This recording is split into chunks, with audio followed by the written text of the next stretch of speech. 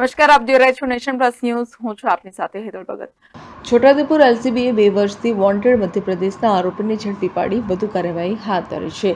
Chhota Udepur local crime બ્રાન્ચની team Chhota Udepur police સ્ટેશનના વિસ્તારમાં પેટ્રોલિંગમાં હતી ત્યારે તે દરમિયાન એલસીબીની ટીમને છોટાઉદેપુર પોલીસ મથકનો ચોરીમાં નાસ્તો ફરતો મધ્યપ્રદેશનો આરોપી છોટાઉદેપુર બસ ડેપો પાસે ઊભો હોવાની બાતમી મળી હતી.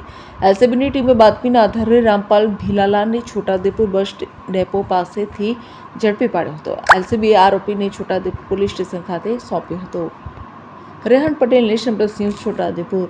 સમાચારોના સતત અપડેટ મેળવવા માટે અમારી નેશન પ્લસ ન્યૂઝની યુટ્યુબ ચેનલને સબસ્ક્રાઇબ કરો, બેલ આઇકન દબાવો અને જોડાયેલા રહો ફેસબુક, ઇન્સ્ટાગ્રામ અને ટ્વિટર પર.